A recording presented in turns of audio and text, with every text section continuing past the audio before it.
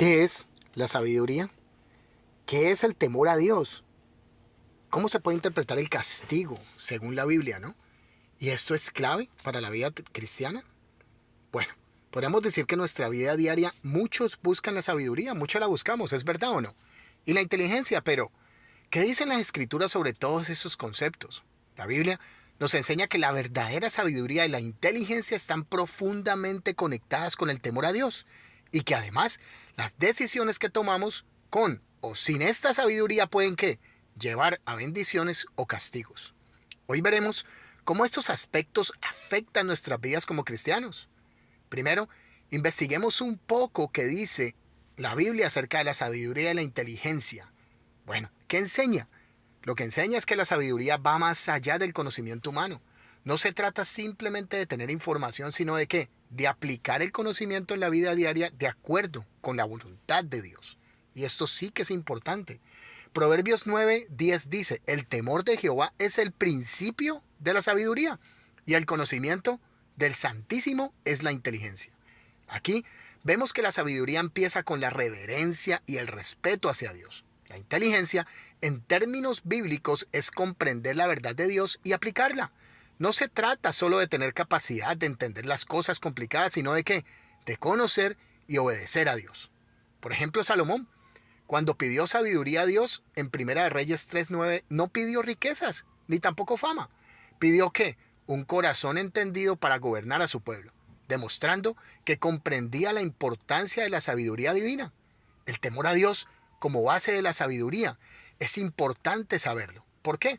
No significa tenerle miedo, no, sino que reverenciarlo y respetar su autoridad, su santidad y su justicia. En Proverbios 1:7 se nos dice, el principio de la sabiduría es el temor a Jehová. Los insensatos desprecian la sabiduría y la enseñanza, es decir, desprecian a Dios. El temor a Dios nos guía a vivir en obediencia y humildad, reconociendo que nuestras vidas que deben alinearse con su voluntad. ¿Cómo nos afecta entonces a nosotros como cristianos todo esto? Bueno, nos lleva a tomar decisiones basadas en la moralidad y en los principios de la palabra de Dios. El temor a Dios nos protege del pecado y nos acerca ¿a qué? A la santidad. El castigo según la Biblia entonces ¿qué es? Bueno, Dios es un Dios de justicia y la Biblia nos enseña que el castigo es la consecuencia del pecado. En Hebreos 12:6 dice, porque el Señor al que ama disciplina y azota a todo el que recibe por hijo. El castigo de Dios no es solo punitivo, sino que correctivo.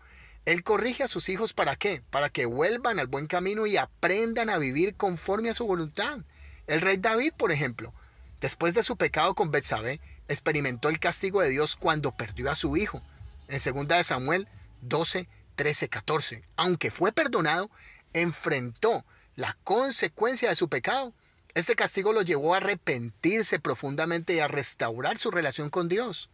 Pero bueno, me dirás tú, ¿cómo podemos aplicar todo esto como cristianos? Bueno, lo primero es que debemos buscar la sabiduría que proviene de Dios. ¿Basada en qué? En el temor reverente hacia Él.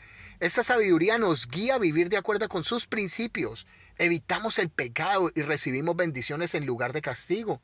Si caemos, Dios nos disciplina. ¿Por qué? Pues porque nos ama y quiere que corregirnos, no destruirnos. La sabiduría y la inteligencia bíblicas nos invitan a temer a Dios no como un dictador, sino como un Padre amoroso que desea lo mejor para nosotros. El castigo es una señal de que somos sus hijos y Él quiere que restaurarnos. Vivamos entonces que buscando la sabiduría, honrando a Dios con nuestras decisiones y confiando en que su corrección es para nuestro bien.